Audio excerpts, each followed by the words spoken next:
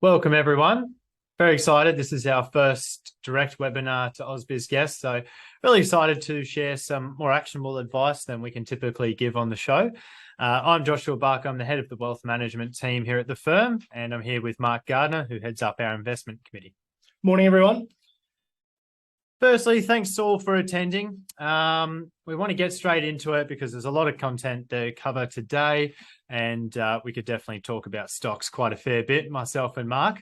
So what we'll look to do is, just before we get started, we just want to remind everyone that all of the information that we give out today is general advice only and doesn't take into account your personal circumstance. What we'll look to cover is the energy transition, our preferred names for each energy thematic, and then explain to you exactly how these can work within your portfolio, just like we do with our model portfolios here at the firm. At the end, we'll give you guys 3 actionable recommendations, and we'll also go into some of the next market themes that we think our portfolios are situated to take advantage of.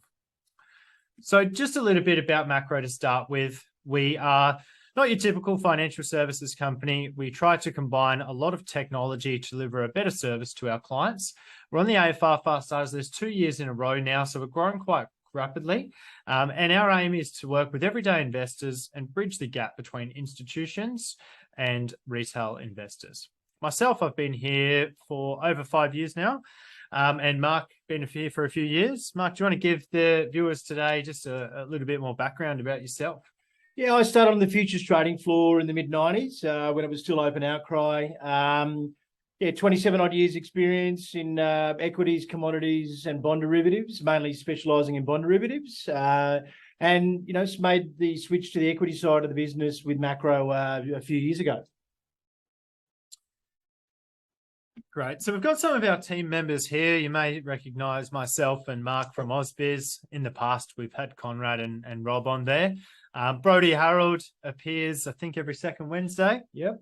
And hopefully it won't be too long before you see some of our other team members on there too. So what is the energy transition? Put simply, about a year ago, the world put a very high importance on transitioning to those greener and cleaner energy sources. However, there was already a lot of pressure on the energy market, and that was only exacerbated by the Ukraine war breaking out. So it showed a heavy reliance that we still have on those older energy sources, such as oil and coal. Hence the word transition. It's been a struggle for that to smoothly occur.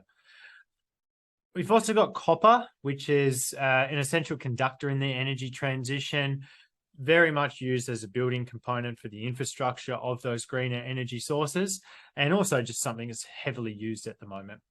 In terms of stocks, we've seen a lot of fluctuations back and forth with those various energy themes and the companies. And if you were able to time the flow of funds between those companies and, in the past and in the future, which generally we believe does have that underlying bid tone, then you would have done quite well. Mark, what are your thoughts on the energy transition, broadly speaking? Yeah, well, further to your point, really, there has been ebbs and flows. We've seen a lot of sentiment trades for technology that's not quite ready yet. But look, I think you need to start at the beginning, which is, 2016, the Paris Accord, 196 nations committed to reducing carbon emissions to zero. So, look, with a government and regulation-led, initiative, we basically saw the need for rapid investment into energy transition. So, from our point of view, we're sort of, we're not broadly backing one particular energy source, or for there to be one clear winner here, or nuclear or lithium or whatever. We tend to manage this as a basket overall. So we know there's going to be bumps in the road, like the Ukraine war, and obviously jumps in technology, etc. So it's almost an each way bet for us to basically work around a weighted basket of energy rather than going for one outright winner. And what we're effectively doing there is just going with the reality of the situation rather than pie in the sky sort of what's going to win out and what's going to be a 10 bagger or something like that. So yeah, look, as we see some leaps and in technology, or we see a supply gap starting to emerge, obviously we can react to that, and then we'll return the basket and gradually transition that basket over the next 10, 15 years towards a more green, more green portfolio.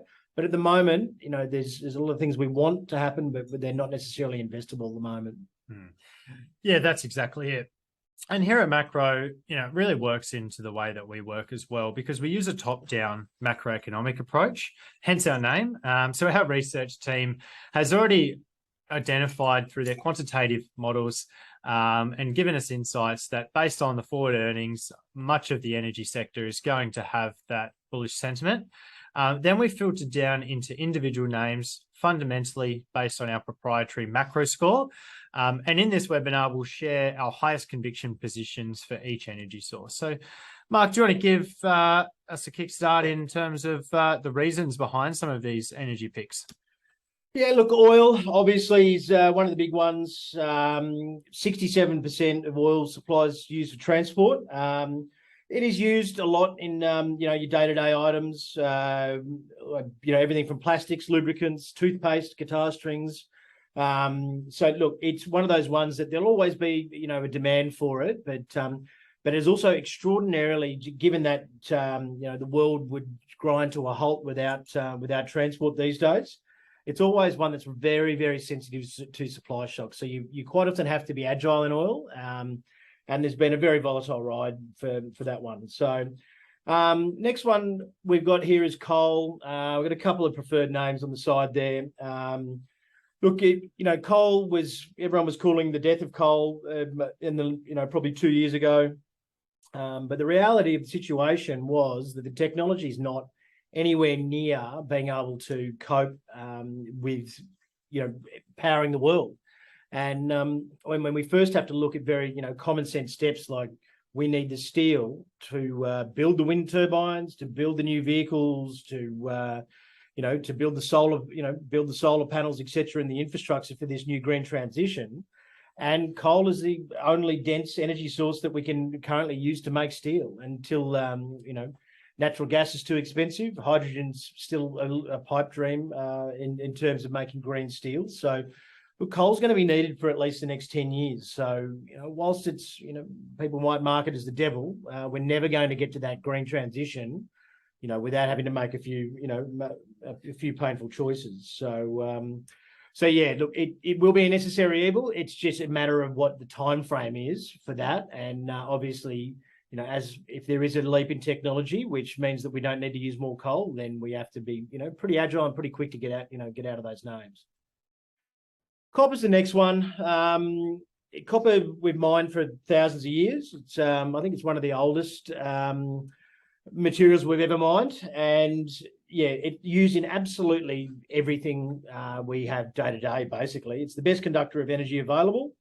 But what we've seen in recent times is miners have jumped on the bandwagon of lithium, etc., and a lot of investment funds have been funneled that way. A lot of the big copper mines in the world have actually hit end of life, and really there's been no supply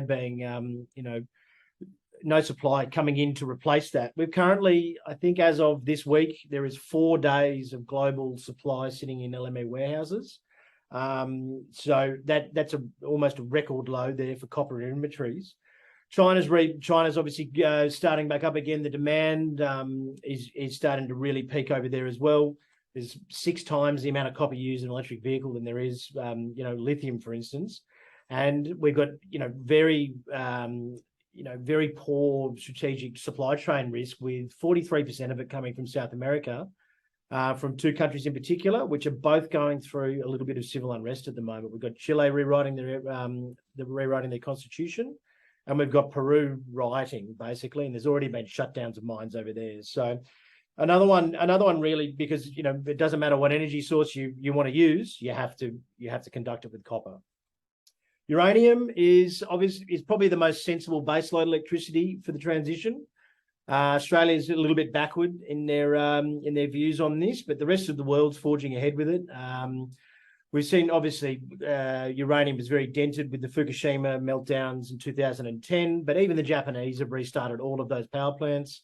you've got the UK and the US testing mini reactors at naval bases and things, which will make that safer as well. But it doesn't rely on the unreliable weather for the renewables. So when you don't have when you have a situation like Germany did this year, where there was no wind and there was no sun, uranium and nuclear power can provide the base load. Lithium, obviously, I'm sure you've seen a million articles and listened to a million commentators about this one, so I won't harp on. Obviously, you can see the lithium carbonate price there. Pilbara Minerals is our favourite in this because it's producing and it's taken advantage of that price spike. There should be a glut of supply in the next 3 to 5 years, depending on which analyst you speak to. But that is obviously there's going to be heavy demand for lithium going forward for electric vehicles. And until there's a leap in the efficiency in the battery technology, they're going to need more and more of it. There'll be supply gaps, going forward. So, yeah, that's another one that obviously you've got to keep an eye on. But we are it's not particularly uncommon lithium, and not particularly hard to get out of the ground in most cases. So it depends on a supply gap overall as to whether as to whether the price remains up here. Obviously, we've got the green energy sources, which we're trying to work towards, but it is something that's so far away, isn't it? Yeah, hydrogen needs to get to I think it's about $20 a compressed kilo or pound, and look, we're 50% away from that at the moment, and it's ahead of schedule. So it could be 10 years away. Look, if you want to play in that space, probably a really soft touch or a soft way to play that thematic is probably Fortescue, that's around the $21 mark at the moment. We're probably more buyers around the $16 mark in that, because Fortescue Future Industries is likely to have the cash to be able to burn to go and chase that. Yeah, I agree. The hydrogen market, a lot of predictions out there, but some people are saying it could be worth $2.5 trillion by 2050. But again, that's a very long time away. So that brings me to my next point. We did actually offer our clients a convertible note that was in that space as well. Big advantage of that was it was paying about 15% per annum, paid quarterly, just to while we wait for those thematics to play out. And it's primarily here in Australia. Ion Energy, we had them at one of our events just not too long ago. And, with the big tick up in retail energy prices, it's a huge beneficiary of that. So that investment's doing quite well. We do also offer our clients these opportunities quite a fair bit. So not only, do we provide advice on, your sort of top 300, top 500 ASX listed companies, we do also give our clients access to IPOs, pre-IPOs and placements. We acted as lead broker for Pan Asia Metals, actually. We were fortunate enough to do the pre-IPO. You can see Paul Locke there. Great company, a lot of prospects for that ahead, and very much a play into the EV market. So what we like to do here at the firm, I mentioned the top-down approach. We'll select the fundamental companies, but then the third filter is we want to buy companies at the right time. So there's a number of factors that go into this. Market timing, overall on the broader market is important as well. Technical analysis is something that we very heavily subscribe to. Investor sentiment is really important, as we've seen with a lot of these energy players. But also an upcoming catalyst might be a good reason to get involved in a company. For example, Pilbara reports on Monday. But to get into our recommendations and ones that we think are opportunistic at the moment, Mark, do you want to tell me just what you're specifically liking about New Hope anyway? Yeah, look, New Hope's the third biggest coal producer. More importantly, they're the lowest cost. So that keeps that margin nice and fat there. They've obviously reduced a hell of a lot of debt, with that huge spike in the coal prices. Like a lot of these coal companies, they've taken the opportunity to clean up their debt in their books. I think they cleared out in December, a 5-year debt that saves them over $90 million in interest over the course of that loan. So, they're doing the right things with the money. They're returning, obviously, value back to shareholders. But the most important thing is there's no supply coming in behind these guys. New Hope, I think, got an approval to expand an existing mine in the Hunter Valley there, and look, it'll probably be one of the last, judging by the legislation. We had New South Wales come out today, yesterday with some some news about capping coal prices and things like that. It didn't seem to really affect the share price overall. I think it was fairly well telegraphed, and these companies, now they've paid off all their debt, and there's no supply coming back in. I think there'll be a firm base of support in the price of coal overall. And this is high quality coal for steel making, basically. So, well, I dare say, all you've got to do, they've got a forward PE of 3. Even if the price continues to drop a little bit, it's still going to be around the middle single digits, and a dividend yield well into the double digits, fully franked as well. So, look, if you're keeping these for 5 years, and that's probably the least amount of time that coal will be needed, the dividends will almost pay off your initial investment. So it's well worth, sticking with that. And obviously, we've given clients the option as well, if they want to cycle their dividends out into greener things, energy wise, we can obviously, provide that option as well. So, but these guys, they're essentially printing cash for the moment, and I think it'll be a lot longer than what people think. Now, not everyone loves coal, so we've definitely haven't just given you 3 coal recommendations. Secondly, we've got Aeris. Now, this takes advantage of the copper play, which Mark spoke quite a bit about. It's also got a Livewire article you guys can check out as well. But this one's really interesting. Look, there's not a lot of options in the copper space here on the Aussie market if you're an ASX investor.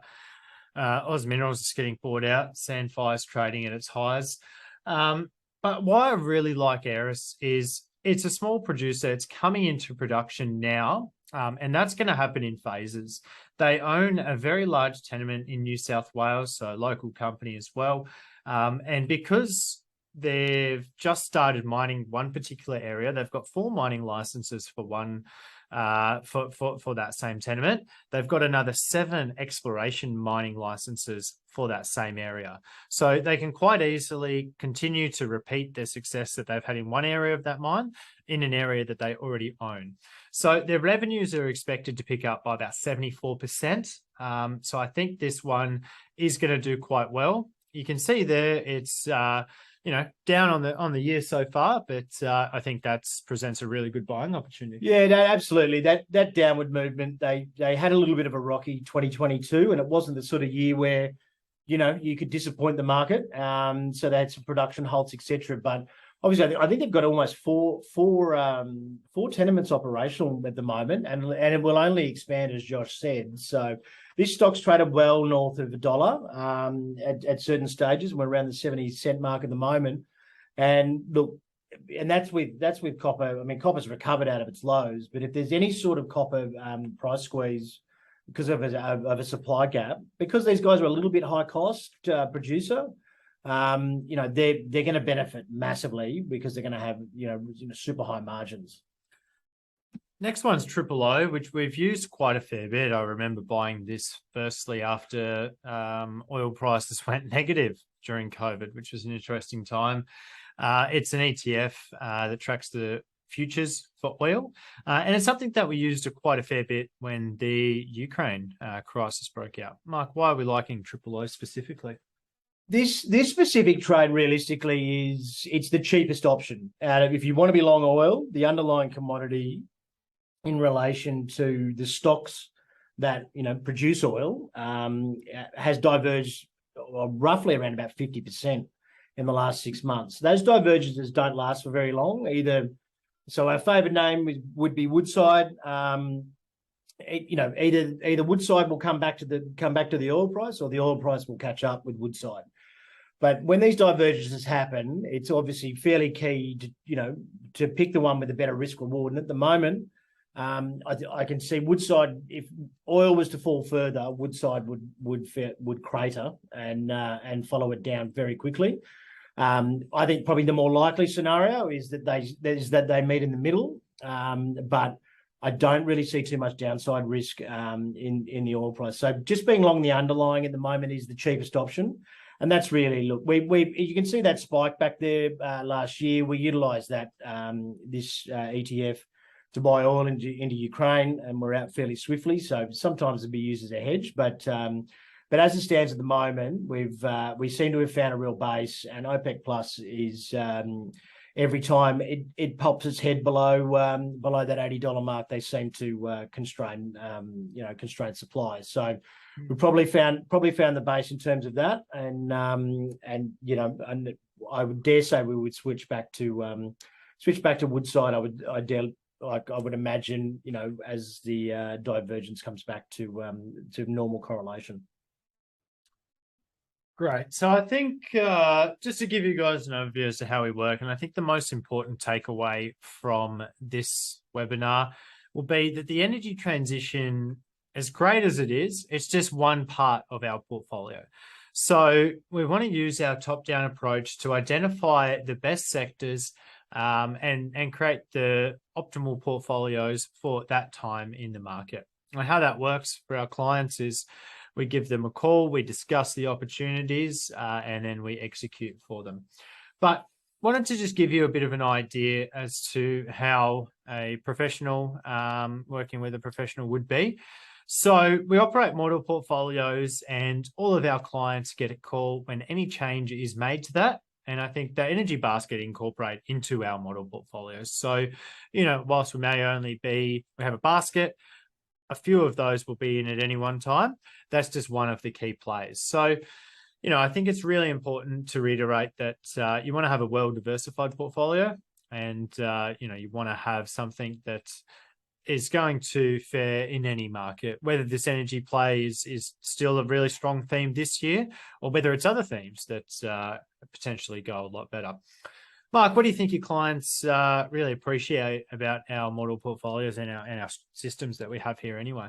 Well, essentially, we have the investment committee every week, and what it enables us to do is we try to catch up with our clients at least once a month for just a broader chat, and what it does is it keeps us to the plan. It keeps us on message in terms of what we want to be investing in, what we don't want to be investing in. The weightings of the ASX 200 are not gospel. Obviously, we've been overweight energy, we've been overweight materials for most of the last 18 months, and we've basically had no industrials or technology for largely the last 12 months as well. So, and obviously there will be times where we'll shift back into those sectors, but we obviously approach it from that top-down point of view.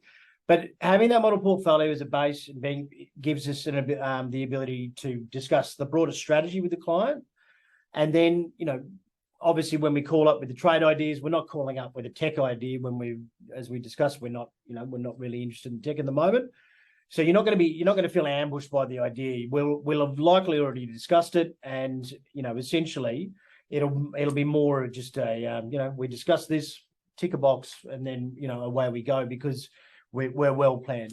One thing you never want to be in trading or in investing is reactionary. What this does is gives us a really good structured and disciplined way to stick to our plan overall, because usually that gives you the best outcome. I agree. It's very educational along the process as well. Some of my clients like to get more involved at particular times in the market, or maybe particular times in their life, and then life takes over and they get quite busy. And because we've had so many discussions about the plan and what we want to look to achieve in the markets right now, they have that confidence to take that backward step if life gets busy, and then they can jump back in and have a chat with us once a week if really necessary and they want to get involved. So yeah, very collaborative effort, and very flexible in the way that you can use us anyway. And look, if you're busy, obviously, if we've discussed the strategy beforehand, it can be a very quick phone call. So, and that is really the benefit of it, and it really does trickle down to our associate and junior advisors within our teams as well, because you always know they're operating off our model portfolios. You always know they're colouring within the lines as well. So we can effectively roll out the same high quality service to every single client. I definitely agree. I like that part of our business, and that's what the technology part of our business allows us to do as well. So I did say that I'd give you guys some insights as to how our portfolios are structured and some of the next market themes. We are quite defensive with the market being at all-time highs. We have got hedges on. Hedges can mean many different things. Mark, do you want to give us, our viewers, just a little bit of an overview of how they can hedge their portfolio and how that actually works in practice? Yeah, look, hedging's way more of an art than a science. And that's where, look, it's where my experience has really come in handy. I've been, 15 years of my career was as a professional trader. And I've traded through, 3 black swan events, the GFC, the tech bubble, Asian currency crisis, you name it. It's, everything disastrous thing that's happened. I've largely been, very much at the coalface with, in those events trading. So it really does come in handy in terms of choosing which hedge is right for which time. So for instance, the Ukraine, I was trading during the Crimea annexure in 2014. So we just took the geopolitical playbook that I had used in the past. We bought oil, gold, and took a short ETF as well on the market. But the oil and gold, particularly, interesting thing about those moves is, and even the downward move in the equity market is, those sorts of events, the reaction only generally lasts from 10 to 14 days. So we went in with knowing that was the plan, and I think it was roughly about 12 days that those price spikes started. But also knowing that within 6 weeks, generally the prices are back to where they started or lower. So, having that experience and knowing that is a, that is statistically likely to happen is, really, adds value overall. So, and even when choosing a short ETF, if the start of 2022, if you shorted the NASDAQ, at stages you would have been over 30% in the money. You probably wouldn't have gone that great being short the Aussie market, particularly on a year basis, because you probably would have been almost flat, really, January to January, whereas the NASDAQ's still at least down sort of 10%. So, look, you need to know which rein to pull at the right time, because sometimes you can have the right idea and execute the wrong trade. And that's where our experience obviously comes in, in terms of how to best represent what view that you have. Yeah, there's lots of different instruments for hedging. You can take up a long on the US dollar, for example. You can short the market. There's also different ways that you can be defensive and still generate a really strong return. We're about absolute return here on the Maqro Wealth team. And part of that right now that we've incorporated into our portfolios is the asset allocation of corporate bonds. So corporate bonds are yielding a very high amount at the moment, but are not exactly correlated to the equity markets, which, for Australian investors is at an all-time high. Another area that we're looking into is obviously the financial sector. Doesn't necessarily mean going out and buying the big 4 banks. There's a lot of the market which actually benefits from these higher interest rates, whether it's selling fixed interest or whether it's benefiting from consumer credit, for example. So we're very much happy to discuss some of these market themes that we've got our clients positioned in right now for the next movement, and also the energy sector, obviously, that we've touched on a lot today as well.